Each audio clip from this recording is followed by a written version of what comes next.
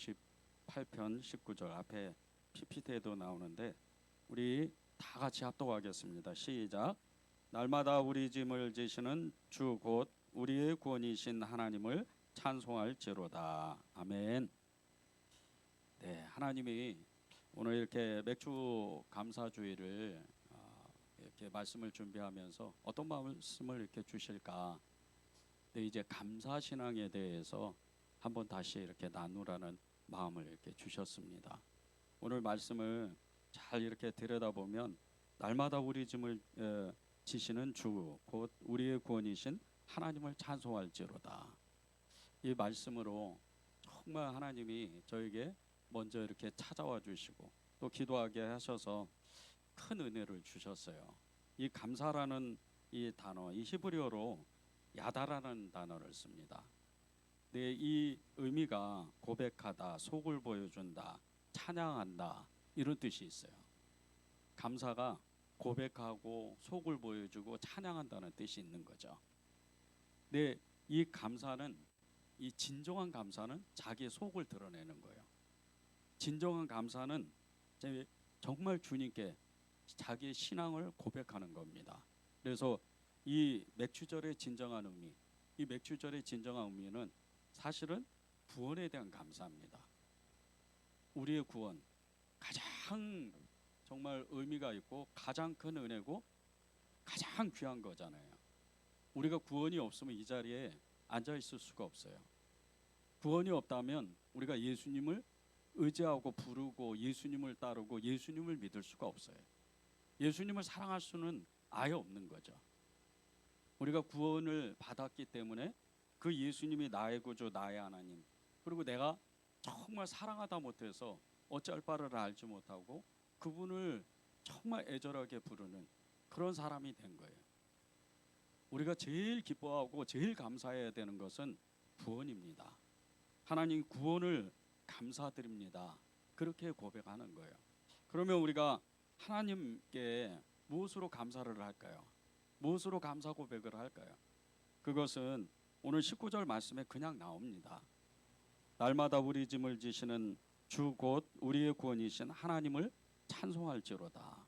우리의 짐을 지신다는 거예요. 우리의 짐을 주님이 지신다는 거예요. 두 가지입니다. 첫 번째는 죄의 짐이고 두 번째는 우리의 인생의 짐이에요. 이 죄의 짐은 우리가 감당할 수가 없습니다. 죄는 우리가 벗어날 수가 없어요. 그 어떤 사람이건 아무리 똑똑하고 아무리 정결하고 아무리 깨끗하고 아무리 선한 사람이라도 죄는 벗어날 수가 없어요. 죄가 한번 우리를 붙잡기 시작하면 그 죄가 우리를 끝내는 사망에 이르게 죽음에 이르게 합니다. 이 죄의 짐은요, 한 번 붙잡히면 그 죄에서 죽음의 순간까지 가야 벗어지는 거예요. 아니 끝까지 가는 거죠. 지옥까지 가는 거예요. 그 죄 때문에 지옥에 떨어지는 거죠. 그래서 이 죄의 사슬, 이 죄의 짐이 무겁다는 거예요. 고대 그리스의 신화에 나오는 이 시지푸스, 이 시지푸스는요, 시지푸스 이 신화가 굉장히 유명합니다. 늘 거짓말하고 욕심이 가득하고 살인을 그냥 정말 밥 먹듯이 저질렀던 이 시지푸스가 죽어서 이 죄에 어마어마한 저주를 받아요. 그 형벌이 너무나 무거운 형벌이었는데 엄청나게 무거운 돌을 정말 그 높은 산에다가 겨우 그냥 온 힘을 다해서 그 어마어마한 높이의 산에다가 그 돌을 굴려놓으면 그 돌이 다시 떨어지는, 또 다시 굴려놓고 다시 떨어지고, 이 형벌을 그냥 시간의 그 수를 헤아릴 수도 없을 정도로 그렇게 반복하는 거예요. 도저히 벗어나지를 못해요.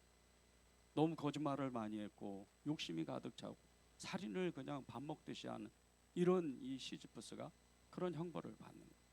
죄가 그래요. 죄는 벗어날 수가 없어요. 죄는 한 번 딱 걸리면, 한 번 그 죄에 덮이기 시작하면, 한 번 그 죄를 짓기 시작하면 그 죄에서 도저히 빠져나올 수가 없어요. 죄가 이렇게 무겁습니다. 거짓말을 밥 먹듯이 하고 거짓의 영에 붙들려서 그렇게 사는 사람들, 이런 사람들이 굉장히 많아요. 이런 사람의 그 말로 끝이 어딥니까? 거짓의 압이 누굽니까? 마귀예요. 마귀의 밥이 되는 거예요. 결국 죽음에 이르는 거예요. 거짓이 거짓을 낳고 그 거짓이 계속 정말 이 시지프스가 돌을 굴리는 것처럼 계속 그 거짓의 돌을 굴리는 거예요. 그러다가 끝내 그 거짓의 돌에 자기가 눌려 죽는 거예요. 이 거짓은요, 도저히 빠져나올 수도 없어요. 음란은 더하죠. 음란의 죄에 한번 빠지면요, 헤어나질 못해요. 24시간 거기에서 아예 빠져서 그 수렁의 깊은 곳에서 나올래야 나올 수도 없어요. 요즘 사회에서 계속 유명 인사들이 이슈화가 되고 그렇게 정말 사람들의 지탄을 받고 끝내 자살하기까지, 그렇게 음란은 끈질기게 그 사람을, 그 대상을 물고 들어가는 거예요. 이게 죄입니다. 이 죄의 무서움이에요. 이 미움에 빠진 사람, 분노에 빠진 사람, 정말 이런 사람은요, 사람들이 접근하기가 어려워요. 한번 사람을 미워하면, 한번 어떤 분노에 휩싸이게 되면 이런 사람은 사람이 접근하기가 너무나 어려워. 가까이 가기가 어려워요. 너무 그 사람이 정말 칼과 같이 그 입에서 나오는 모든 소리가 정말 예리한 날성검과 같은 그런 아주 날카로운 소리들이 나와. 얼굴은 굳어 있고 그 죄에 눌려서 쩔쩔매는 거예요. 이렇게 죄의 짐이 무거운데 어떻게 우리가 이 죄의 짐을 벗을 수 있겠어요? 어떻게 이 죄를 이길 수 있겠어요? 이 죄를 이길 수 있는 분은 딱 한 분이에요. 예수님. 우리가 늘 예수님이 나의 죄를 용서하셨다, 내 죄를 다 짊어지셨다, 그렇게 표현을 하고 고백하고 그렇게 우리가 믿지만, 이것을 진짜로 믿으면요, 진짜 자유함을, 정말 자유로운 사람이 되는 거예요. 진리 가운데 완전히 자유를 누리는 거예요. 여러분이 죄에서 벗어났다면요, 여러분의 얼굴들이 달라져요. 완전히 달라집니다. 여러분의 말이 달라져요. 여러분의 행동이 완전히 달라지는 거예요. 벌써 여러분의 얼굴에 기쁨이 있습니다. 자유함 때문에. 진리를 알지니 진리가 너희를 자유케 하리라. 하나님의 진리 가운데, 하나님의 말씀 가운데 늘 거하니까, 죄를 벗어났으니까 하나님의 기쁨을 누리는 거예요. 하나님의 그 말할 수 없는 감사의 그 고백은요, 죄에서 벗어난 사람들이 담대히 할 수 있는 거예요.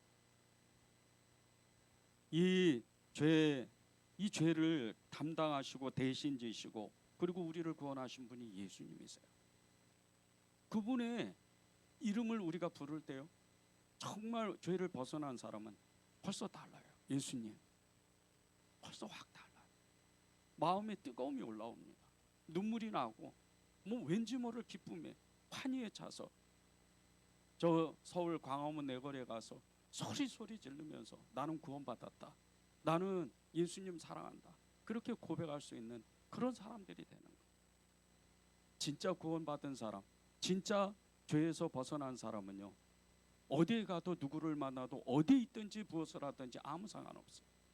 하나님의 기쁨을 늘 누리는 거예요. 주님이 그 죄의 짐을 벗어내기 위해서 주님이 우리를 찾아오셔서 늘 반복적으로 말씀하신 게 있어요. 수고하고 무거운 짐진 자들아 다 내게로 오라, 내가 너희를 쉬게 하리라. 죄에 눌려 있을 때요, 죄의 짐에 어찌할 바를 알지 못할 때 주님의 이 음성이 들려야 돼요. 수고하고 무거운 짐진 자들아 다 내게로 오라, 내가 너를 쉬게 하겠다. 그 무거운 짐을 너 혼자 지지 말고 나한테 나와. 그 주님의 음성에 우리가 응답하는 거예요. 그리고 주님 앞에 나아가서 우리의 모든 죄를 내려놓는 거예요. 그러면 그분이 기꺼이 그 죄의 짐을 당신의 그 어깨에 매는 거예요. 그분은 우리의 죄를 다 짊어지시고 그 어깨에서, 주님의 어깨에서 모든 걸 청산하시려고 우리를 찾아오신 분이에요. 십자가의 은혜가 가장 큰 것이 무엇인 줄 아십니까? 구원이에요. 다른 어떤 것으로 설명하는 게 아니에요. 그 모든 부수적인 설명들은 십자가의 도가 믿는 자에게는 하나님의 큰 능력이다. 이 하나님의 그 능력의 말씀은요, 부수적으로 따라오는 거예요. 그냥 구원인 거예요. 십자가에서 예수님이 피 흘리시고 고난당하시고 죽으셨기 때문에 내가 구원받았다. 이게 믿어지기 시작하면 성경을 피면 필수록 모든 성경이 주님 예수 그리스도가 되는 거예요. 창세기에서부터 요한계시록까지 다 예수님이 되는 거예요. 예수님이 나 때문에 사람을 세우고 나 때문에 사건을 만들고 나 때문에 예수님이 지금도 나를 찾아오시고 끝내는 이 인류의 구원의 역사를 주신다고 그렇게 믿어지는 거예요. 성경을 읽으면 읽을수록요, 계속해서 주님은 반복된 말씀이 있어요. 내가 너희를 사랑한다요. 내가 너를 사랑한다요. 이 사랑이 어떻게 믿어지겠어요? 죄의 짐을 벗어야 돼요. 죄의 짐을 벗어야 사랑이 믿어지는 거예요. 우리의 죄 짐을 대신 지시는 그 주님, 그 예수님께요, 정말 진심으로 감사로 고백을 해보세요. 주님 감사합니다. 주님, 저의 죄를 주님이 다 가져가셨어요. 이 짐을, 이 무거운 짐을 다 가져가셨어요. 그렇게 고백하게 되면요, 우리도 모르게 찬양이 올라와요. 찬양이 나오는 거예요. 늘 교회에서나 가정에서나 직장에서나 어디에서든지 나도 모르게 찬양이 흘러나오는 거예요. 이게 믿음이 눈이 열렸다 그러는 거예요. 이게 성령이 임했다 그러는 거예요. 이게 하나님을 보았다고 만났다고 이야기하는 겁니다. 그런 사람이 감사하는 거예요. 우리가 진정으로 감사할 것은요, 우리의 구원을 하나님께 감사하는 거예요. 고백하는 겁니다.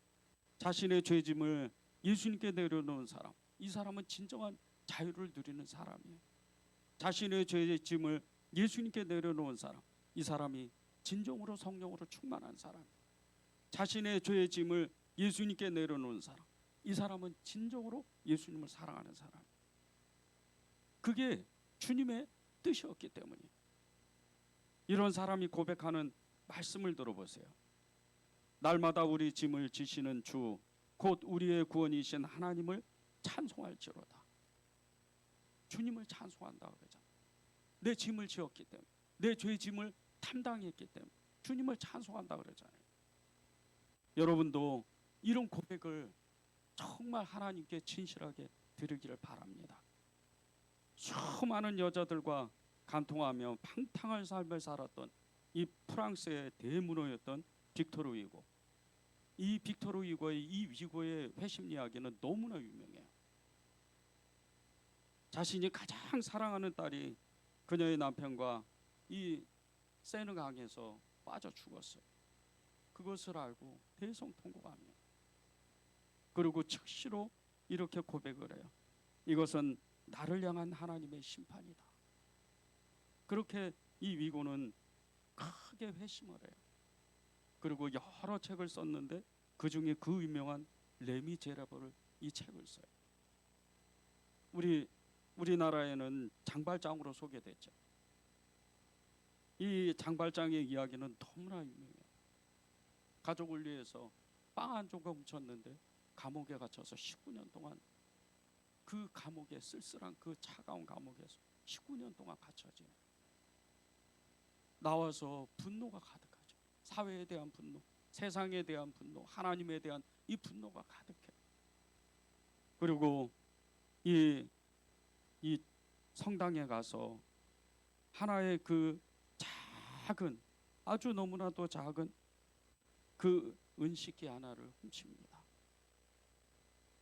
그런데 그것을 본 그 성당의 신부님이신 미리엘 이 주교가 그 훔친 은식기와 함께 은초대까지 주면서 용서해요.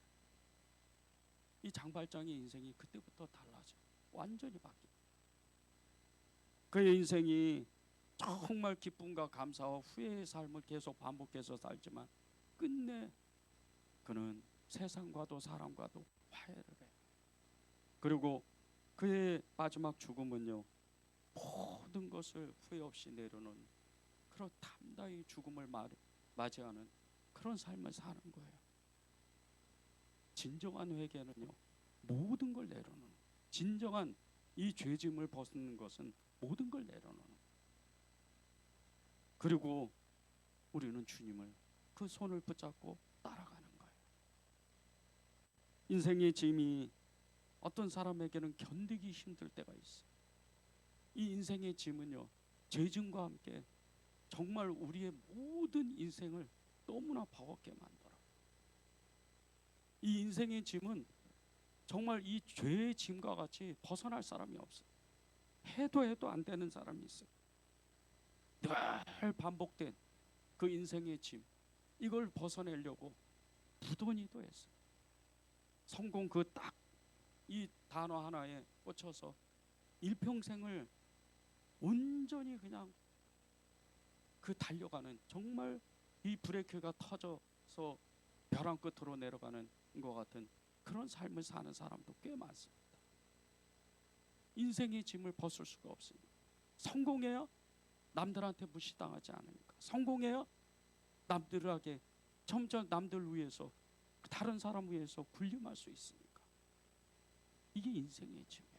어떤 사람은 한 달 내내 직장 생활에서 뼈 빠지게 돈을 벌어서 이틀이면 그 월급이 다 나가버려, 없어져 버려. 그런 무거운 짐을 지고 사는 사람이 또 있어요. 이 인생의 짐은요, 벗어날 수가 없어요. 예수님 아니고는 해결할 수가 없는 거예요. 그래서 주님은 이런 사람에게 말씀하시는 거예요. 수고하고 무거운 짐진 자들아, 다 내게로 오라.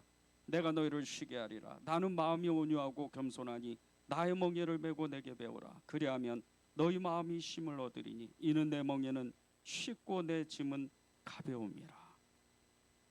주님 앞에 우리의 인생의 짐을 내려놓고 그 내려놓기로 작정한 이 사람은요, 주님의 그 어깨가 보여요. 예수님의 그 어깨가 보입니다. 그 어깨가 얼마나 편안한지 보여요. 예수님은요, 우리가 예수님을 고백하고 예수님을 따르게 될 때 주님을 사랑한다고 고백하는데, 진짜 주님을 사랑하게 되면 그 어깨가 얼마나 넓은지 알아요. 그 품이 얼마나 넓은지 알아요. 주님은 정말 저기 하늘 보좌에서 정말 위엄 있게 앉아 계신 그런 분만 아니에요. 주님은 우리의 정말 그 삶의 질곡 가운데서 함께 하시고 내 짐을 치시려고 내 옆에서 끊임없이 네 짐을 나에게 넘겨줘라, 그렇게 말씀하시는 분이에요. 주님은 우리의 일상의 모든 삶에서요 함께 하시고 또 그 짐을 같이 치시려고 애를 쓰시는 거예요. 우리가 아파하면 더 아파하시고, 우리가 슬퍼하면 아예 바닥에 앉으셔서 꺼이꺼이 그렇게 우시는 분이 예수님이세요. 그분이 우리 하나님인 거예요. 그분은 그냥 거룩한 옷을 입고 보좌에 앉으셔서 정말 위엄 있게 우리를 다스리고 그렇게 거기만 계신 분이 아니에요. 우리 일상 가운데 늘 손만 내밀면, 늘 예수님만 부르면 그렇게 예수님이 우리를 찾아오시는 분이에요. 하나님을 만나고 그 죄짐을 벗은 사람, 인생의 짐을 벗은 사람의 이야기들을 들어보십시오. 악이 창궐하고 하나님을 찾는 사람이 거의 없던 이 험악한 세상 가운데에서 자신의 인생의 짐을 하나님께 내려놓고 평생을, 그것도 300년을 넘게 그렇게 하나님과 동행했던 이 에녹 이야기, 얼마나 행복한 이야기예요. 이 에녹이요, 창세기에서는 하나님과 동행하였더라 이렇게 끝나지만은요, 그 300년의 인생은 그렇게 녹록한 인생이 아니에요. 이때는 악이 창궐한 시대였어요. 하나님을 찾는 사람이 한 사람도 없던 시대예요. 그럴 때 에녹이 믿음 하나 지키려고, 자기가 그렇게 사모하고 사랑하는 하나님을 따라가려고 했던 인생을 생각해 보세요. 그것도 300년씩이나. 보통 긴 시간이 아니에요. 우리 인생이 7, 80 살면서도 희노애락이 계속 오잖아요. 어떨 땐 인생이 너무 버겁잖아요. 집 앞에서 주저앉은 적이 너무 많잖아요. 버스 정거장에서 주저앉은 적이 너무 많잖아요. 그게 인생의 취미. 이 에녹은 그렇게 300년 동안 산 거예요. 그런데 이 에녹이요, 오직 그분 하나님, 자기가 사랑하는 그분을 따라가고 따라가면서 자기의 그 인생의 짐을 그분께 내려놓을 때 세상 근심 걱정 다 없이 진짜 행복한 사람으로 그렇게 산 거예요. 행복하게 살 줄 알았던 이 소돔에 들어가 가지고 너무 어렵게 살았던 이 롯이라는 사람, 이 인생의 이야기는 더 기가 막혀요. 행복을 찾아서 갔어요. 그것도 자기 삼촌 아브라함을 떠나서 그렇게 사랑하고 의지했던 아버지와 같은 사람, 그런 사람을 떠나서 정말 이 소돔 들판을 보니까 너무 풍요로운 땅인 거예요. 그래서 그곳에 행복을 찾아서 갔는데 들어가자마자 염려와 슬픔과 걱정, 그것이 끊임없이 찾아와. 집 바깥에 나가면요, 하나님을 이름을 부르는 사람이 아무도 없어요. 오히려 그냥 사람을 때리고 죽이고 어마어마한 그 죄 가운데 있는 사람, 길거리에서 이 죄를 아예 죄를 짓다 못해서 사람이 그냥 죽어나가는 이 소돔 땅에서 믿음 하나 지키려고 하나님 사랑하고 싶어서 이 롯이 어떻게 살았겠어요? 롯은 의인이라 그랬습니다. 롯이 우리보다 훨씬 믿음이 좋은 사람이에요. 롯은 그 땅에서 의인으로 산 사람이에요. 하나님이 그를 의인이라고 불렀습니다. 그런 롯이 너무나 버거운 인생의 짐을 하나님께 내려놓으니까 이 죄악의 도시, 하나님이 없는 인생들의 도시를 빠져나오게 되는 거예요. 여러분의 인생의 짐이 많습니다. 아무에게도 이야기하지 못하는 그 인생의 짐들이 있어요. 그 짐을 주님 앞에 내려놓는 거예요. 그 인생의 짐을, 현재와 미래의 이 불안한, 정말 인생의 이 무거운 짐을 주님 앞에 내려놓는 거예요. 그러면 주님은 그 짐을 기꺼이 받아내세요. 날마다 우리 짐을 지시는 주 곧 우리의 구원이신 하나님을 찬송할지니라. 이 짐은요, 주님이 맞는 그 순간서부터 우리도 모르게 찬송이 흘러나오는 거예요. 저는 예수님을 37살 때 믿었습니다. 너무 늦게 믿었죠.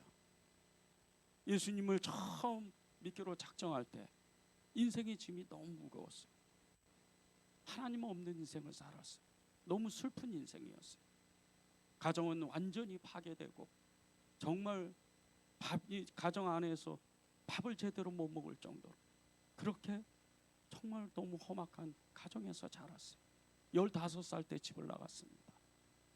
안 해본 거 없이 세상의 온갖 더러운 일들, 온갖 험한 일들을 했었어요.